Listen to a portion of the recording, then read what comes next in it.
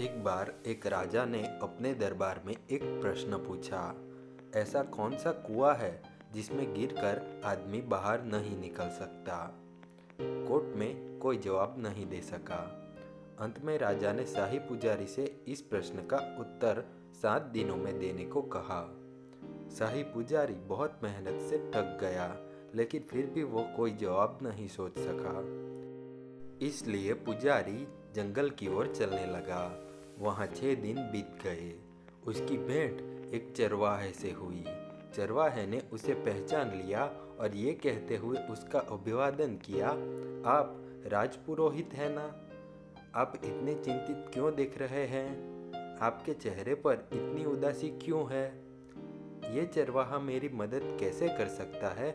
ये सोचकर पुजारी कुछ नहीं बोला और आगे बढ़ गया।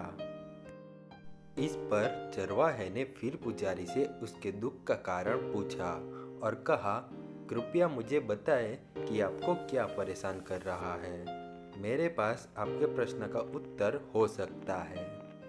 पुजारी ने उसे प्रश्न बताया और कहा, यदि कल तक प्रश्न का उत्तर नहीं मिला तो राजा मुझे शाही पुजारी के पद से हटा देगा और मुझे अब तक मिले सभी उपहार और धन वापस करना होगा।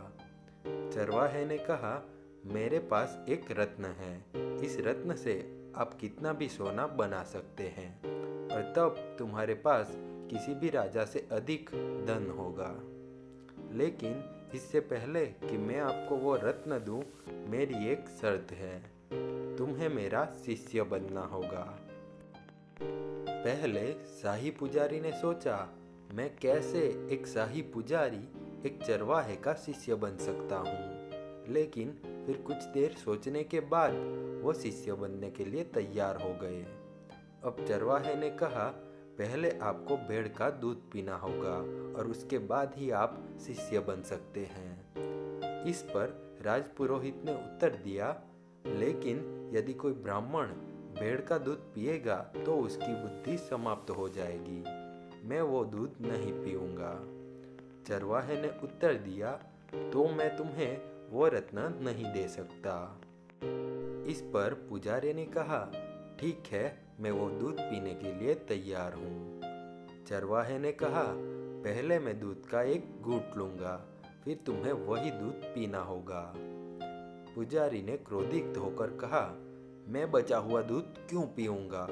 आप एक ब्राह्मण से ऐसा करने की उम्मीद कैसे कर सकते हैं?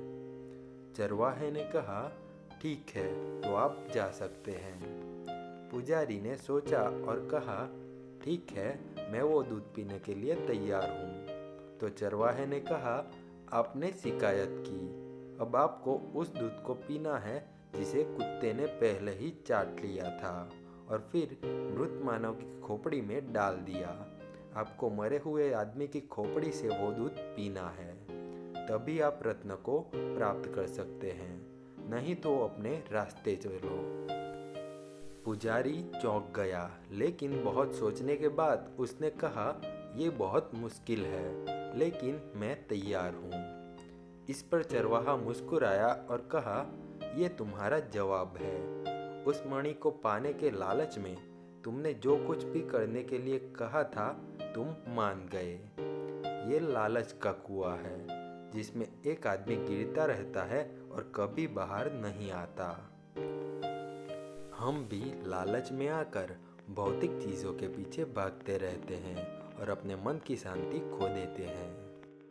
तो ऐसा ना करके सांसारिक जीवन के साथ साथ अपने मन पर भी काबू रखिएगा, तभी आपका जीवन सफल हो पाएगा। वीडियो को अंत तक देखने के लिए धन्यवाद। आप हमेशा खुश रहो, ऐसी शुभकामनाएं।